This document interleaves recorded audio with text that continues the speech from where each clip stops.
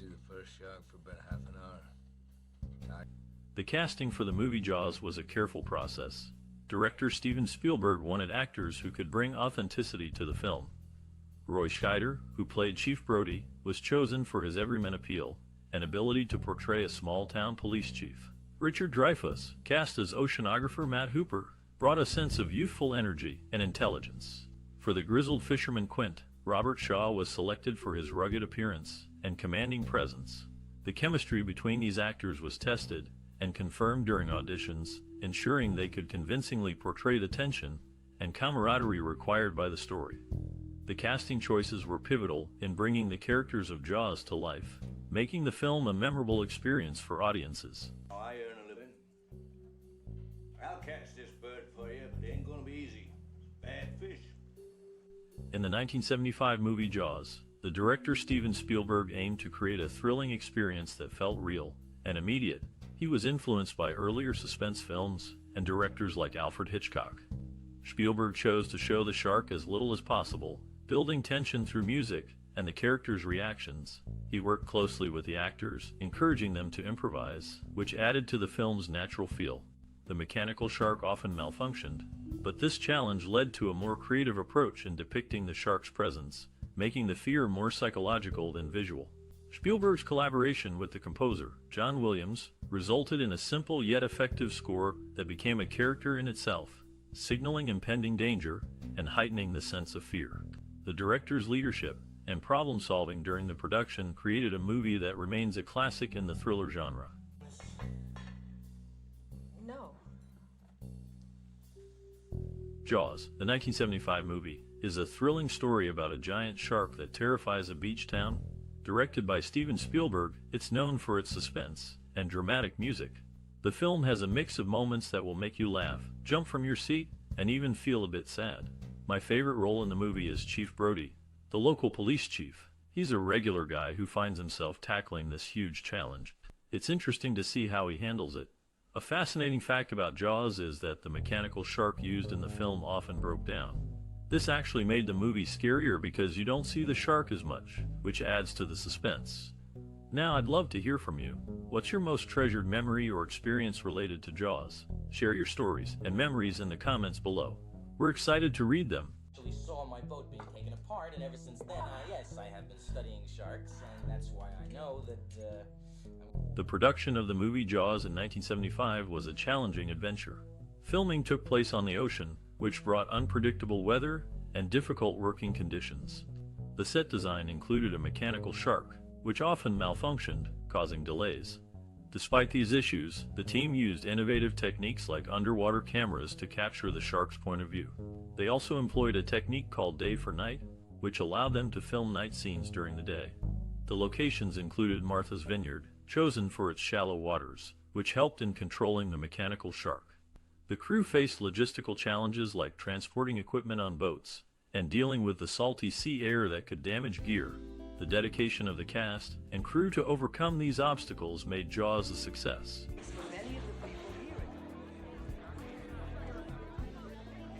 Steven Spielberg's Jaws remains a beloved film, standing the test of time as a classic in the shark movie genre. The film's ability to maintain suspense is one of its strongest points, with scenes that still send shivers down the spine, such as the harrowing depiction of a shark attack. The audience is drawn into the plight of Chief Brody, whose determination to stop the shark's rampage keeps viewers on the edge of their seats.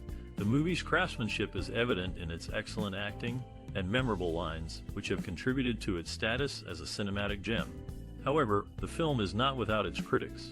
Some view it as an adventure aimed at younger audiences, with moments of tension interspersed with a narrative that stretches the bounds of believability. The portrayal of the shark as a vengeful creature repeatedly targeting the crew's boat has been met with skepticism, as it strays from the behavior of natural predators. The characters, particularly the three-man crew, are seen as making poor decisions that lead to chaos, which, while engaging for the audience, detracts from the film's realism. The first half of the movie is considered by some to be drawn out, filled with lengthy dialogue and scenes that delay the action.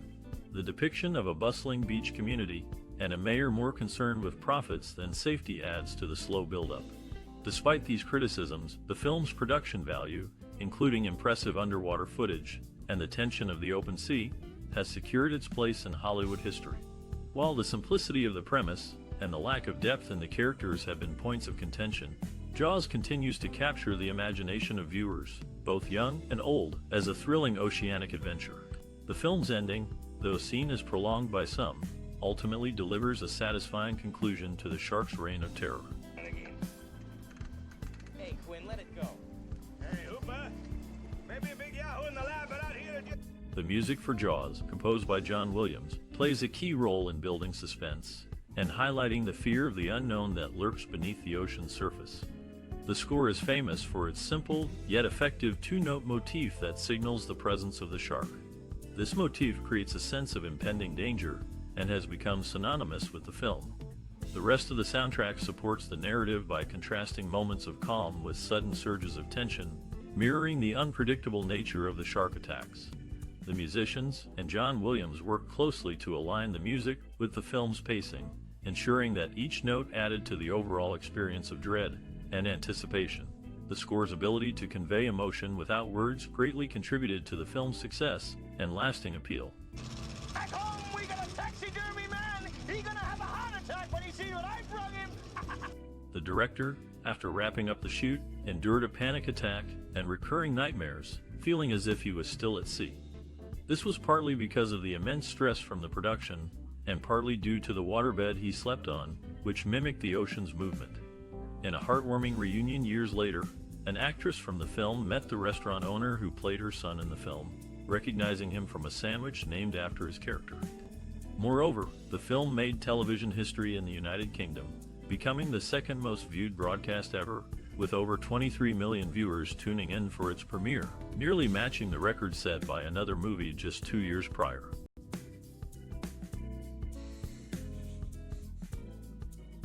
One of the most iconic scenes in Jaws is the first swimmer attack, which effectively sets the film's tone. Steven Spielberg, the director, used a POV shot to create suspense and tension. The audience only sees the shark fin, not the shark itself, heightening the fear of the unseen.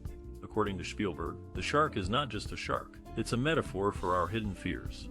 The USS Indianapolis speech by Robert Shaw, who played Quint, is another memorable scene. Shaw himself helped write the monologue, drawing from his own experiences in World War II. His intense performance, combined with the dim lighting and the other characters' reactions, makes the scene powerful and emotional. Shaw stated, "That monologue was Robert Shaw. It was his story, his words, his pain." The third iconic scene is the shark's first full appearance, known as the Bruce scene.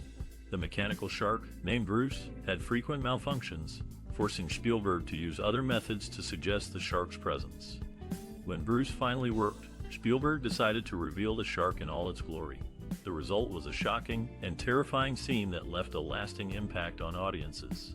Cinematographer Bill Butler said, "The shark's entrance was a pivotal moment.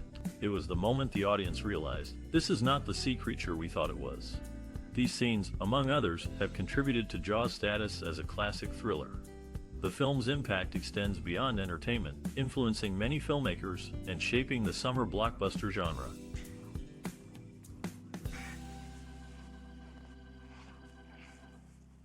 Craig Kingsbury, the actor who played Ben Gardner in Jaws, was a genuine sailor with a memorable personality.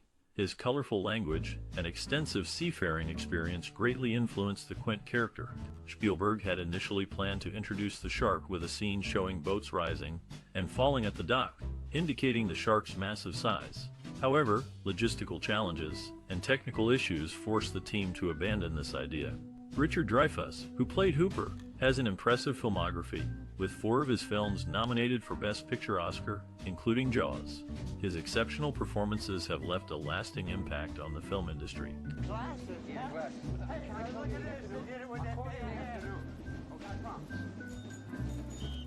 The 1975 movie Jaws had a significant effect on both culture and society. It made people afraid to go into the ocean, sparking widespread fear of shark attacks. This fear led to a rise in hunting sharks, which affected the ocean's ecosystem. The film also changed the movie industry, starting the trend of summer blockbusters. People started to expect big, exciting films during the summer. Jaws also showed how powerful music can be in movies. The simple, yet scary theme music is still recognized by many today. The movie's success made other filmmakers see the potential in creating thrilling and dramatic stories that could attract large audiences. Jaws remains a classic, showing how a movie can change the way we see the world and the creatures in it.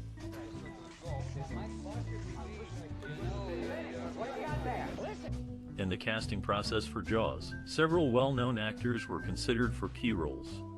Charlton Heston was a contender for Chief Brody, while Jeff Bridges, Timothy Bottoms, John Voight, and Jan Michael Vincent were all considered for the role of Hooper. Ultimately, the director's choices proved to be successful.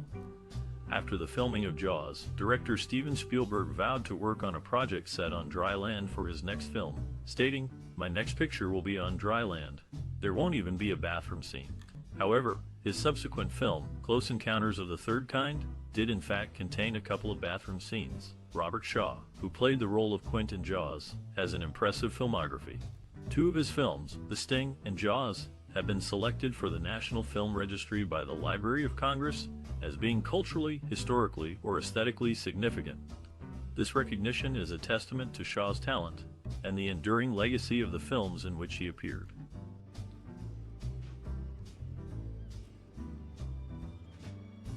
The 1975 movie Jaws received high praise from critics and audiences alike. It was a thrilling story about a great white shark that attacks beachgoers on a summer resort town, prompting the local police chief to hunt it with the help of a marine biologist and a professional shark hunter. The film was directed by Steven Spielberg and is considered a classic. It won several awards, including 3 Academy Awards for Best Film Editing, Best Original Score, and Best Sound. It was also nominated for Best Picture. The success of Jaws was a turning point for those involved, especially Spielberg, who went on to become one of the most famous directors in Hollywood.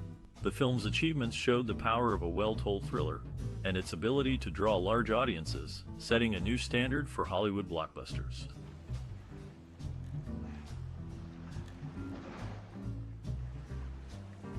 In the process of bringing a film to life, unique methods are often employed to capture the essence of a scene.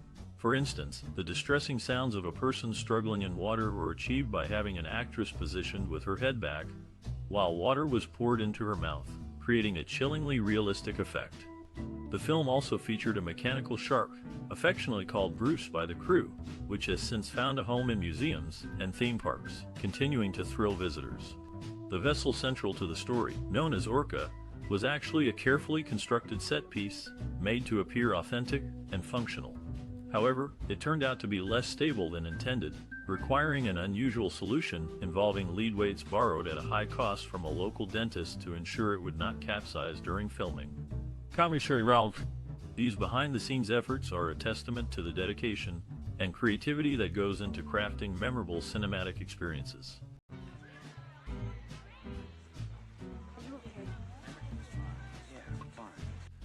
During the filming of Jaws, the mechanical shark, which the crew named Bruce, often malfunctioned due to the saltwater environment, causing delays. Steven Spielberg decided to suggest the shark's presence with music and camera angles, which added to the suspense. The actors faced challenges too. Robert Shaw and Richard Dreyfuss had a tense relationship off-screen, mirroring their on-screen characters' rivalry. Filming on the ocean led to seasickness for many cast and crew members.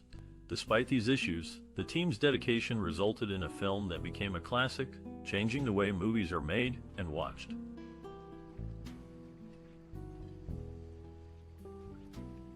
In a remarkable turn of events during the making of a well-known thriller, the production began with no script, no finalized actors, and notably, no mechanical antagonist ready for action. The lead actor's decision to join the project was sparked by an overheard conversation about a dramatic scene involving the sea creature leaping onto a boat. This actor later chose not to participate in the subsequent installments of the series, despite their success. His characters in these follow-ups were said to be off in distant, colder regions, while the rest of the original cast returned. The initial films were directed by 2 filmmakers who were just beginning to make their mark in the movie industry, but the sequels saw different directors take the helm, with varying levels of involvement from the original creators. Martin, would you please? Chief Brody. The 1975 movie Jaws had a significant effect on movies that came after it. It was one of the first films to show a story like this, and it made people very excited and scared at the same time. This movie started the idea of the summer blockbuster, where big, exciting movies come out during the summer for lots of people to see. Many movies after Jaws tried to copy its way of telling a story and building suspense. It also changed how movies are advertised, and how important music is to make a movie feel a certain way. Jaws made people think differently about the ocean and what might be in it. It also led to other movies and books that tell stories about the sea and creatures in it. The movie is still talked about today and is seen as an important part of movie history. It showed how powerful movies can be in making us feel all sorts of emotions and keeping us on the edge of our seats.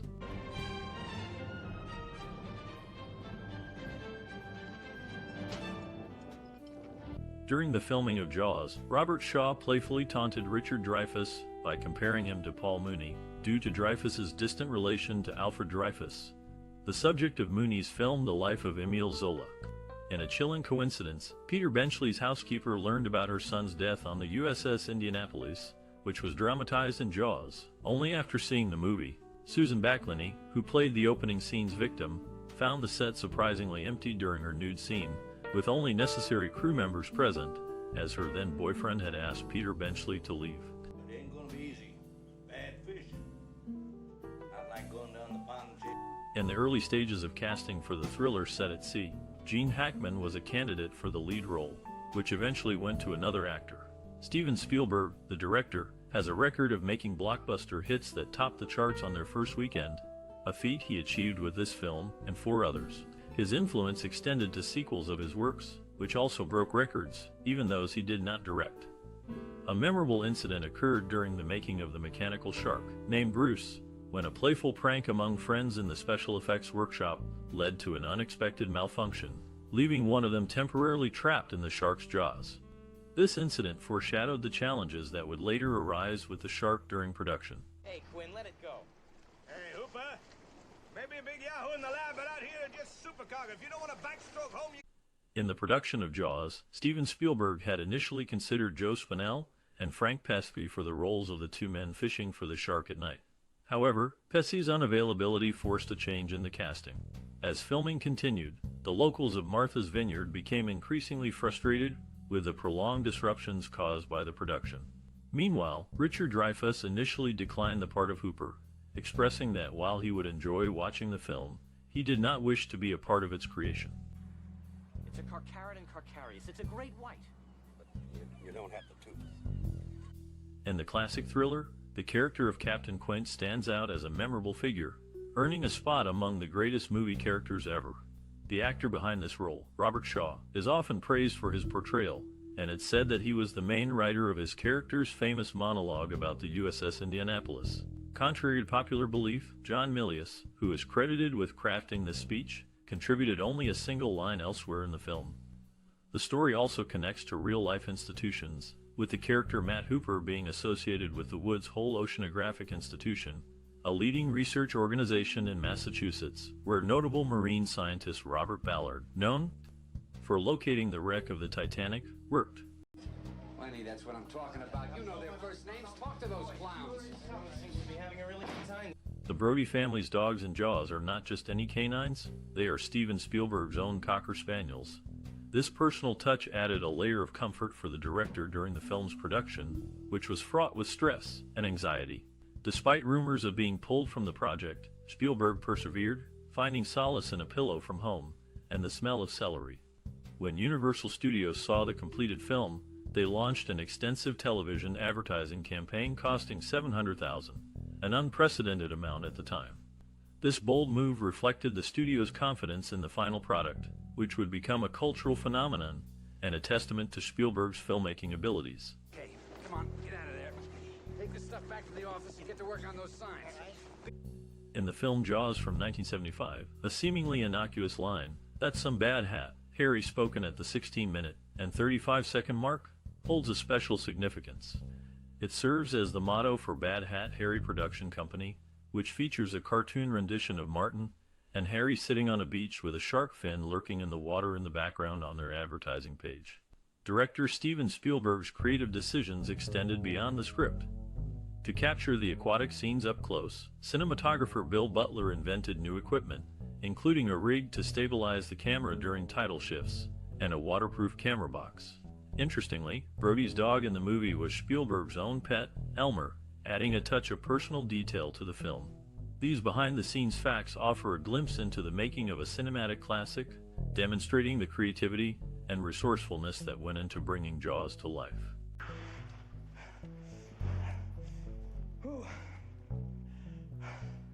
That's it. In the making of Jaws, Robert Shaw, who played Captain Quint, contributed significantly to the film's famous USS Indianapolis scene through his improvisations. Contrary to Steven Spielberg's expectations, Jaws did not win the Oscar for Best Picture in 1975, which instead went to One Flew Over the Cuckoo's Nest. During the 1976 Academy Awards, composer John Williams had to quickly accept his Oscar for Best Score, and then return to conducting the orchestra, as he was also in charge during the ceremony. He'd been bitten in half below the waist. The filming of the 1975 movie Jaws was not without its challenges. Steven Spielberg, the director, became so frustrated with a malfunctioning animatronic shark that he referred to it as the Great White Turd. The small Orca boat, which measured only 29 feet, had to carry over 20 cast and crew members at a time. To create the illusion of the boat being rocked by the shark, a speedboat was attached to the Orca's hull with a rope and pulled at high speed, causing the boat to violently shake and everyone on board to fall. This was repeated several times until a hole was torn in the Orca's hull, causing it to sink in just over 3 minutes. The tension between actors Robert Shaw and Richard Dreyfuss was also palpable during filming. The two often argued, leading to a real sense of animosity between their characters, Quint and Hooper. However, Dreyfuss later clarified that the two did not hate each other, but rather had one major disagreement on set. Despite these challenges, Jaws went on to become a classic film, with its iconic shark and memorable characters. It indicates the non-frenzied feeding of a large squalus, possibly. The movie Jaws left a lasting impression on many of us. It changed the way we see the ocean and had us on the edge of our seats. Did it stir up a fear of the water, or did it make you fall in love with the thrill of movies? Share your stories and how this classic film shaped your view of the big screen. Your experiences add to the rich history of cinema. If you enjoy these trips down memory lane, show your support with a like, share this video, and subscribe for more discussions on the movies that moved us. Let's keep the conversation going.